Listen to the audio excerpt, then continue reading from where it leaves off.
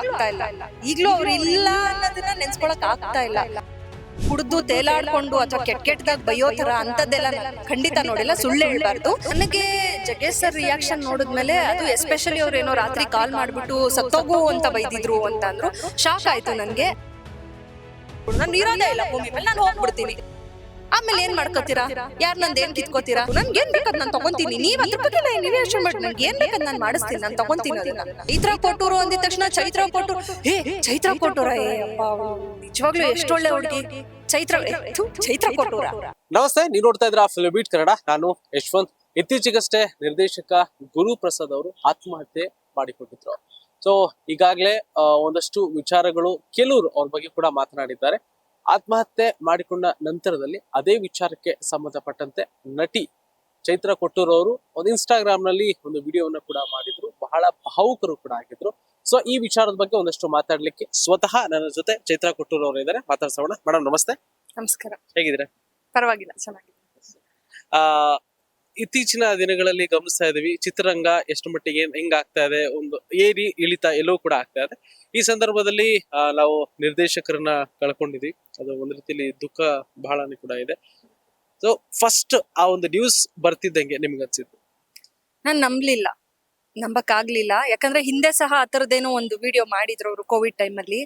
ನಿಜವಾಗ್ಲೂ ನಾನ್ ನಂಬಿಲ್ಲ. ಬಹುಶಃ ಏನೋ ಒಂದ್ ಪ್ರ್ಯಾಂಕ್ ಇರ್ಬೋದೇನೋ ಅನ್ನೋ ತರ ಯಾರೋ ಕಾಲ್ ಮಾಡಿ ಹೇಳಿದ ತಕ್ಷಣ ಆಮೇಲೆ ಟಿವಿ ಹಾಕಿ ನೋಡ್ದೆ, ಈ ತರ ಇನ್ನಿಲ್ಲ ಅಂತ ಬರ್ತಾ ಇದೆ, 3-4 ದಿನ ಆಗಿದೆ. ಆ ಕ್ಷಣನೂ ನನಗೆ ನಂಬಕ್ಕಾಗಿಲ್ಲ. ಬಹುಶಃ ಬೇರೆ ಯಾರ್ದೋ ಬಾಡಿ ಇರ್ಬೋದೇನೋ ಅಂತ. ಬಿಕಾಸ್ ಅವರು ಕ್ಲೀನ್ ಆಗಿ ಕಾಣ್ತಿರ್ಲಿಲ್ಲ, ಅವ್ರ ಬಾಡಿ ಅಂತ ಗೊತ್ತಾಗ್ತಿರ್ಲಿಲ್ಲ. ಸೊ ಬೇರೆ ಯಾರೋ ಇರ್ಬೋದೇನೋ ಅಂತ. ಅಂದ್ರೆ ಅಷ್ಟು ಮಟ್ಟಿಗೆ ಅವ್ರು ಆತರ ಮಾಡ್ಕೊಳ್ಳೋರಲ್ಲ ಅನ್ನೋಂತ ಬಲವಾದ ನಂಬಿಕೆ ನಮ್ಮೆಲ್ರಿಗೂ ಇತ್ತು. ಸೊ ಯಾವಾಗ ಅದು ಸತ್ಯ ಅಂತ ಗೊತ್ತಾಯ್ತು, ತುಂಬಾ ಕಷ್ಟ ಆಯ್ತು, ಅಕ್ಸೆಪ್ಟ್ ಮಾಡ್ಕೊಳಕ್ ಆಗಿಲ್ಲ. ಈಗ್ಲೂ ಆಗ್ತಾ ಇಲ್ಲ. ಈಗ್ಲೂ ಅವ್ರು ಇಲ್ಲ ಅನ್ನೋದನ್ನ ನೆನ್ಸ್ಕೊಳಕ್ ಆಗ್ತಾ ಇಲ್ಲ. ಅವ್ರ ಮಾತು, ಅವ್ರ ವಿಷಯ, ಅವ್ರ ಆಲೋಚನೆ, ಮತ್ತೆ ಜೊತೆ ಕಳ್ದಿದ್ ಸಮಯ, ಅದು ಯಾವಾಗ್ಲೂ ಜೊತೆಯಾಗೆ ಇದ್ದಂಗೆ ಒಂದು ಭಾವನೆ ಇದೆ. ಸೊ ಇದು ಅರಗಿಸ್ಕೊಳ್ಳಕ್ಕೆ ಕೆಲವೊಂದಷ್ಟು ಜನಕ್ಕೆ ಕಷ್ಟ ಕೂಡ ಆಗ್ತಾ ಇದೆ. ಆಮೇಲೆ ಇಂಥ ನಾವು ಟ್ಯಾಲೆಂಟ್ ನ ಕಳ್ಕೊಂಡ್ವಲ್ಲ ಅಂತ ಒಂದಷ್ಟು ಜನಕ್ಕೆ ಒಂದಷ್ಟು ದುಃಖ ಕೂಡ ಬರ್ತಾ ಇದೆ. ಇಂಥ ಸಂದರ್ಭದಲ್ಲಿ ಒಬ್ಬ ವ್ಯಕ್ತಿ, ಅಂತ ನಾಲೆಡ್ಜ್ ಇರುವಂತ ವ್ಯಕ್ತಿ, ಅಷ್ಟು ನೀಟಾಗಿ ಮಾತಾಡ್ತಾರೆ, ಅಷ್ಟೊಂದು ಪುಸ್ತಕಗಳನ್ನ ಓದ್ಕೊಂಡಿದ್ದಾರೆ. ಸೊ ಸಡನ್ ಆಗಿ ಆತರ ಒಂದು ಥಾಟ್ ಬರಕ್ಕೆ ಏನ್ ಕಾರಣ ಆಗಿರ್ಬೋದು? ಅಂದ್ರೆ ಅವರು ತುಂಬಾ ಎಕ್ಸ್ಟ್ರೀಮ್ಸ್ ಎಲ್ಲ ಇದ್ದವ್ರು ಯಾವತ್ತು. ಅಂದ್ರೆ ಇಲ್ಲ ತುಂಬಾ ಡಿಪ್ರೆಷನ್ ಅಲ್ಲಿ ಇರ್ತಾರೆ, ಅಥವಾ ಹೈಪರ್ ಆಕ್ಟಿವ್, ತುಂಬಾ ಎಕ್ಸ್ಟ್ರೀಮ್ ಆಲೋಚನೆಗಳು. ನಾವು ನೋಡ್ದಂಗೆ ಅಂದ್ರೆ ತುಂಬಾ ಜನ ಇದ್ದ ಸಮಯದಲ್ಲೆಲ್ಲ ಆಲ್ಮೋಸ್ಟ್ ಹೈಪರ್ ಇರೋರು, ಆಕ್ಟಿವ್ ಆಗಿರೋರು, ತುಂಬಾ ನಗ್ಸೋರು, ತುಂಬಾ ಮಾತಾಡೋರು. ಯಾರೇ ಜೊತೆ ಇದ್ರು ಸುತ್ತಮುತ್ತ ಎಲ್ಲರ ಅಟ್ರಾಕ್ಷನ್ ಅವ್ರ ಮೇಲೆ ಇರೋದು, ಅವ್ರ ಮೇಲೆ ಗಮನ ಇರೋದು. ಸೊ ಆ ತರ ಯಾವಾಗ್ಲೂ ನಗಿಸ್ತಿದ್ದಂತ, ಮಾತಾಡ್ತಿದ್ದಂತ ವ್ಯಕ್ತಿ ಏನೋ ಡಿಪ್ರೆಷನ್ಗೆ ಹೋಗಿ ತುಂಬಾ ನೊಂದು ಏನೋ ಆ ಒಂದು ನಿರ್ಧಾರ ತಗೊಂಡಿರ್ತಾರೆ ಅಂದ್ರೆ ಇವತ್ಗೂ ಈ ಕ್ಷಣಕ್ಕೂ ನಾನು ನಂಬಲ್ಲ. ಅದ್ ಎಲ್ಲೋ ಒಂದು ಕ್ಷಣದ ನಿರ್ಧಾರ ಆಗಿರ್ಬೋದು, ಅದು ನೋವಿನಿಂದ ದುಃಖದಿಂದಾನೇ ಮಾಡ್ಕೊಂಡಿದ್ದಾರೆ ಅಂತ ಹೇಳಕ್ಕಾಗಲ್ಲ. ಒಂದ್ ಎಕ್ಸ್ಟ್ರೀಮ್ ಥಾಟ್ ಇರ್ಬೋದು. ಅಂದ್ರೆ ನನ್ ಬಗ್ಗೆ ಎಲ್ಲ ಈ ತರ ನೆಗೆಟಿವ್ ಆಗಿ ಮಾತಾಡ್ತಾ ಇದಾರೆ, ನನ್ನೇ ಈ ತರ ಅನ್ಕೊಂಡ್ಬಿಟ್ರೆ, ನನ್ಗೆ ಹಿಂಗ್ ಮಾಡ್ತಾ ಇದ್ದೀರಾ, ಆಯ್ತು ಬಿಡು, ನಾನು ಇರೋದೇ ಇಲ್ಲ ಭೂಮಿ ಮೇಲೆ, ನಾನು ಹೋಗ್ಬಿಡ್ತೀನಿ. ಆಮೇಲೆ ಏನ್ ಮಾಡ್ಕೋತೀರಾ? ಯಾರ್ ನಂದ್ ಏನ್ ಕಿತ್ಕೋತೀರಾ? ಅಂದ್ರೆ ಅವ್ರ ಭಾಷೆ ಅಥವಾ ಅವ್ರ ಥಾಟ್ಸ್ ಮಟ್ಟಿಗೆ ಹೇಳೋದಾದ್ರೆ ಆ ತರದೊಂದು ಆಲೋಚನೆ, ಆ ತರದ್ದೇನೋ ಒಂದು ಎಕ್ಸ್ಟ್ರೀಮ್ ಥಾಟು, ನಾನು ಇರೋದೇ ಇಲ್ಲ ಬಿಡು, ಹೋಗ್ಬಿಡ್ತೀನಿ ನಾನು, ಈ ತರದೊಂದು ಹುಂಬುತನದಲ್ಲಿ ಆ ತರದೊಂದು ಥಾಟ್ ಇಂದ ಅವ್ರ ಏನಾದ್ರು ಮಾಡ್ಕೊಂಡಿರ್ಬೋದು ಅನ್ಸುತ್ತೆ. ಬಿಟ್ರೆ ತೀರಾ ಕೊರ್ಗಿ ನೋವು ತಿಂದು ಅಯ್ಯೋ ನನ್ ಕೈಲಿ ಏನೂ ಆಗ್ತಾ ಇಲ್ಲ ಅಂತ, ಅಂದ್ರೆ ದುಃಖದಿಂದ ಆ ತರ ನಿರ್ಧಾರ ತಗೊಂಡಿರ್ತಾರೆ ಅಂತ ನನ್ನ ಮಟ್ಟಿಗೆ ಅದು ಕಡಿಮೆ ಅಂತ ಅನ್ಸುತ್ತೆ. ಅವರು ಡೈರೆಕ್ಷನ್ ಮಾಡದಂತ ಕೊನೆ ಸಿನಿಮಾದಲ್ಲಿ ನೀವು ಕೂಡ ಒಂದು ಮೇಜರ್ ರೋಲ್ ನೇ ಪ್ಲೇ ಮಾಡಿದ್ರಿ. ಸೊ ಆ ಸಂದರ್ಭದಲ್ಲಿ ಸೆಟ್ ನಲ್ಲಿ ಅವರು ಯಾವ ರೀತಿಯಾಗಿ ಇರ್ತಾ ಇದ್ರು, ಆಮೇಲೆ ಒಂದು ಡೈರೆಕ್ಷನ್ ಆಕ್ಷನ್ ಕಟ್ ಹೇಳ್ಬೇಕು ಅಂತ ಅಂದ್ರೆ ಅವರ ಮೈಂಡ್ ಸೆಟ್ ಯಾವ ರೀತಿಯಾಗಿ ಇರ್ತಾ ಇತ್ತು, ಅಂದ್ರೆ ಕಂಪ್ಲೀಟ್ ಆಗಿ ಪ್ರಿಪೇರ್ ಆಗಿ ಅವ್ರ ಆಕ್ಷನ್ ಕಟ್ ಹೇಳ್ತಾ ಇದ್ರೆ ಹೆಂಗೆ ಅಂತ? ಇಲ್ಲ, ನನಗೆ ಹಿಂದೆ ಅವರ ಯಾವುದೇ ಸಿನಿಮಾದಲ್ಲಿ ನಾನು ಅಭಿನಯಿಸಿರ್ಲಿಲ್ಲ. ಸೊ ರಂಗನಾಯಕ ಬಂದು ನನ್ನ ಮೊದಲ ಸಿನಿಮಾ ಅವ್ರ ಜೊತೆಗೆ ಅಭಿನಯಿಸಿದಂತು. ಸೊ ಈ ತರದ್ ಪಾತ್ರ ಇರುತ್ತೆ ಅಂತ ಹೇಳಿದ್ರು. ಬಿಟ್ರೆ ಸ್ಕ್ರಿಪ್ಟ್ ಬಗ್ಗೆ ನನ್ಗೆ ಏನು ಗೊತ್ತಿರ್ಲಿಲ್ಲ, ಯಾವ ತರ ಸೀನ್ಸ್ ಇದೆ, ಏನು ಸ್ಟೋರಿ ಲೈನು ಲೈಟ್ ಆಗಿ ಹೇಳಿದ್ರು. ಬಿಟ್ರೆ ಪೂರಾ ಏನು ಎತ್ತ ಅಂತ ಏನೂ ಗೊತ್ತಿಲ್ಲ.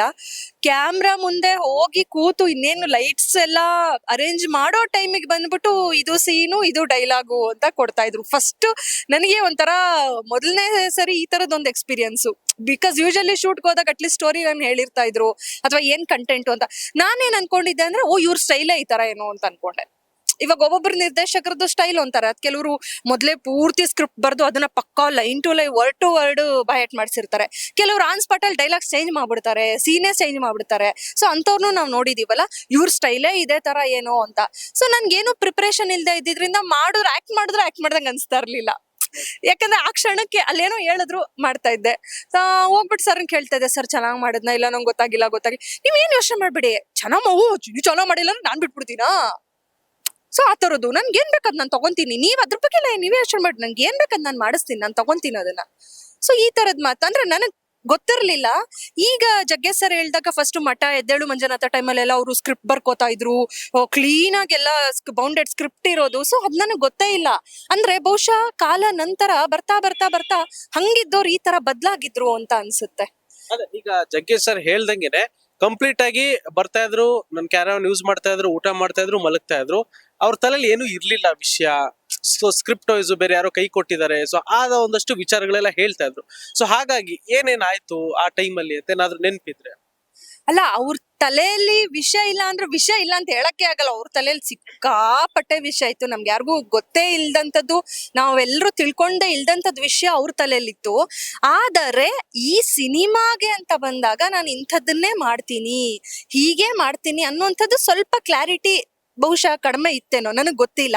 ಯಾಕಂದ್ರೆ ನಾವು ಆತರ ಏನು ಅಂದ್ರೆ ಪೂರ್ತಿ ಸ್ಕ್ರಿಪ್ಟ್ ಅಂತ ನಾವು ಒಂದು ಬೌಂಡೆಡ್ ಸ್ಕ್ರಿಪ್ಟ್ ಅಂತ ನೋಡೇ ಇಲ್ಲ, ಸಿನಿಮಾ ಪೂರ್ತಿ ನೋಡಿಲ್ಲ. ಸೊ ಹಂಗಾಗಿ ಅಲ್ಲೇ ಆನ್ ಸ್ಪಾಟ್ ಅಲ್ಲಿ ಬಂದು ಕೆಲವು ಡೈಲಾಗ್ಸ್ ಬರ್ದಿದ್ದು ಉಂಟು, ಅದನ್ನು ನೋಡಿದೀವಿ. ಮತ್ತೆ ಅವರು ಅಫ್ಕೋರ್ಸ್ ನಿಮ್ ಎಲ್ರಿಗೂ ಗೊತ್ತಿರೋದು ಕುಡಿತ ಅಭ್ಯಾಸ ಇತ್ತು. ಸೊ ರಾತ್ರಿ ಎಲ್ಲ ಆಲ್ಮೋಸ್ಟ್ ಬೆಳಗ್ಗೆ 5 ಗಂಟೆ 6 ಗಂಟೆಗೆ ಮಲ್ಕೋತಾ ಇದ್ರು. ರಾತ್ರಿ ಎಲ್ಲ ಒಂದು ಎಲ್ರು ಅಂದ್ರೆ ಅವ್ರೊಬ್ರೆ ಕುಡಿಯೋದಂದ್ರೆ ಅವ್ರೊಬ್ರೆ ಏನ್ ಕುಡಿತಾ ಇರ್ಲಿಲ್ಲ. ಯಾರಾದ್ರೂ ಕುಡಿಯೋರು ಕುಡ್ಸೋರು, ತಿನ್ನೋರ್ಗೆ ತಿನ್ಸೋರು, ಏನ್ ಬೇಕು ಅದು ತರ್ಸ್ಕೊಡ್ತಾ ಇದ್ರು. ಸೊ ಬೆಳಗ್ಗೆ 6 ಗಂಟೆ 7 ಗಂಟೆ ಆಗ್ತಾ ಇತ್ತು. ಯೂಶಲಿ ಶೂಟಿಂಗ್ ಬಂದು ಮಧ್ಯಾಹ್ನ ಶೆಡ್ಯೂಲ್ 2 ಗಂಟೆಯಿಂದ 9 ಗಂಟೆವರೆಗೂ. ಸ್ಪಾಟಿಗೆ ಬಂದು ರೆಡಿಯಾಗಿ ರಿಫ್ರೆಶ್ಮೆಂಟ್ ಆಗಿ ಮಾಡೋಷ್ಟೊತ್ತಿಗೆ 4-5 ಗಂಟೆ ಆಗಿದ್ದಿದೆ. ದಿನಕ್ಕೆ ಕೇವಲ ಒಂದೊಂದು ಸೀನ್ ಮುಗಿಸಿರೋ ಅಂತದ್ದಿದೆ. ಇದನ್ನ ನಾನ್ ನೋಡಿರೋದು. ಈಗ ಕೆಲವರು ಇದ್ದಾಗ ಅವ್ರ ಬಗ್ಗೆ ಮಾತಾಡೋದು, ಅವ್ರ ಅಪೋಸ್ ಮಾತಾಡೋದು ಒಂದಷ್ಟು ನೋಡಿದೀವಿ. ಬಟ್ ಅವ್ರು ಹೋಗಿದ್ದ ಟೈಮಲ್ಲಿ ಜಗ್ಗೇಶ್ ಸರ್ ಮಾತಾಡಿದೇನಿದೆ, ಸಾಕಷ್ಟು ಪರ ವಿರೋಧಗಳು ಚರ್ಚೆ ಆಗ್ತಾ ಇದೆ. ಪ್ರಮುಖವಾಗಿ ವಿರೋಧ ಬಗ್ಗೆ ಜಾಸ್ತಿ ಚರ್ಚೆ ಆಗಿದೆ. ಇಲ್ಲಿರುವಂತಹ ವ್ಯಕ್ತಿ ಬಗ್ಗೆ ಈಗ ಮಾತಾಡುವಂತದ್ದು ಏನಿತ್ತು ಅಂತ. ಸೊ ಜಗ್ಗೇಶ್ ಸರ್ ರಿಯಾಕ್ಷನ್ ನೋಡಿದ್ಮೇಲೆ ನಿಮಗೊಂದ್ಸಲ? ಇಲ್ಲ, ನನಗೆ ಜಗ್ಗೇಶ್ ಸರ್ ರಿಯಾಕ್ಷನ್ ನೋಡಿದ್ಮೇಲೆ, ಅದು ಎಸ್ಪೆಷಲಿ ಅವ್ರು ಏನೋ ರಾತ್ರಿ ಕಾಲ್ ಮಾಡ್ಬಿಟ್ಟು ಸತ್ತೋಗು ಅಂತ ಬೈದಿದ್ರು ಅಂತ ಅಂದ್ರು. ಶಾಕ್ ಆಯ್ತು ನನ್ಗೆ. ಈ ತರ ಮಾತಾಡಿದ್ರೆ, ಯಾಕಂದ್ರೆ ನಮಗ್ ಗೊತ್ತಿಲ್ಲ, ಆ ಒಂದು ವಿಷಯನೇ ಗೊತ್ತಿಲ್ಲ. ಮತ್ತೆ ಆ ತರದೊಂದ್ ಏನೋ ಬೈದಿದ್ರು ಅನ್ನೋ ಅಂತ ಆ ಫೇಸು ನಮಗ್ ಗೊತ್ತಿಲ್ಲ. ನಾನ್ ಏನ್ ಹೇಳಕ್ ಇಷ್ಟ ಪಡ್ತೀನಿ ಅಂದ್ರೆ, ಒಬ್ಬ ವ್ಯಕ್ತಿ ಒಬ್ರಿಗೆ ಒಳ್ಳೆಯವರು ಆಗಿರ್ತಾರೆ, ಕೆಟ್ಟವರು ಆಗಿರ್ತಾರೆ. ಇವತ್ತು ಚೈತ್ರ ಕೋಟೂರು ಅಂದಿದ ತಕ್ಷಣ ಚೈತ್ರ ಕೋಟೂರ ಅಪ್ಪ ಅವಳು ನಿಜವಾಗ್ಲೂ ಎಷ್ಟೊಳ್ಳೆ ಹುಡ್ಗಿ, ಚೈತ್ರ ಕೋಟೂರ. ಸೊ 2 ತರ ಜನನು ಇವತ್ ನಾವೇ ನೋಡ್ತೀವಿ. ಅದ್ ನೀವು ಆಗಿರ್ಬೋದು, ನಿಮ್ಮನ್ನ ಇಷ್ಟಪಡೋರು ಇರ್ತಾರೆ, ನೀವಂದ್ರೆ ಆಗದೇ ಇಲ್ಲ ಅನ್ನೋ ಮಟ್ಟಕ್ಕೂ ಇರ್ತಾರೆ. ಅದ್ ಏನ್ರ ಮೇಲೆ ಡಿಪೆಂಡ್ ಆಗಿರುತ್ತೆ, ನಾನು ಯಾವ ತರ ನಡ್ಕೊಂಡಿರ್ತೀನಿ ಅವ್ರ ಜೊತೆ ಅನ್ನೋದ್ರ ಮೇಲೆ ಡಿಪೆಂಡ್ ಆಗಿರುತ್ತೆ. ಅಥವಾ ಅವ್ರು ಯಾವ ತರ ಇದಾರೆ, ಅವ್ರು ನನ್ನನ್ನು ಯಾವ ತರ ಅಸ್ಯೂಮ್ ಮಾಡ್ಕೊಂಡಿದ್ದಾರೆ ಅನ್ನೋದ್ರ ಮೇಲೆ ಡಿಪೆಂಡ್ ಆಗಿರುತ್ತೆ. ಸೊ ಅವ್ರ ಮಧ್ಯೆ ಏನಿತ್ತೋ, ಏನೇನ್ ಮಾತುಕತೆಗಳಾಗಿತ್ತೋ ಅದು ನಮಗ್ ಗೊತ್ತಿಲ್ವಲ್ಲ. ಸೊ ಅದನ್ನ ನಾನೇನು ಹೇಳಕ್ ಆಗಲ್ಲ ಆ ವಿಷಯ ಸಂಬಂಧಪಟ್ಟಂಗೆ. ಸೊ ಬೇಜಾರಾಗಿದ್ರೆ ನಮಗೂ ಬೇಜಾರಾಗುತ್ತೆ ಅಷ್ಟೇನೆ. ಆಮೇಲೆ ಅವ್ರು ಅದೇ ಹೇಳ್ತಾ ಇದ್ರು, ನೀವು ಹೇಳ್ತಾ ಇದ್ರಿ ಡ್ರಿಂಕ್ ಆಸ್ ಯೂಶುವಲ್ ಇರ್ತಾ ಇತ್ತು ಅಂತ.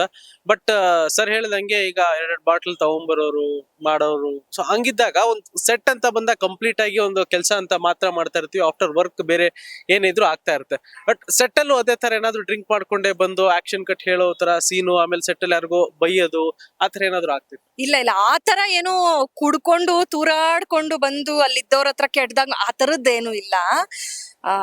ಅಟ್ಲೀಸ್ಟ್ ಏನೋ ಶೂಟ್ ಆಗೋದ್ ಲೇಟ್ ಆಗ್ತಾ ಇತ್ತು, ಶುರು ಆಗದೇ ಲೇಟ್ ಆಗ್ತಾ ಇತ್ತು. ಬಟ್ ಕ್ಯಾಮ್ರಾ ಆನ್ ಆಗಿದ ತಕ್ಷಣ ಅಂದ್ರೆ ಅವ್ರ ಸೆನ್ಸಸ್ ಅಲ್ಲಿ ಅವ್ರು ಇರ್ತಾ ಇದ್ರು. ಹಿ ವಾಸ್ ರೈಟ್, ಕರೆಕ್ಟ್ ಆಗೇ ಇರ್ತಾ ಇದ್ರು, ಕರೆಕ್ಟ್ ಆಗಿ ಮಾಡಿಸ್ತಾ ಇದ್ರು.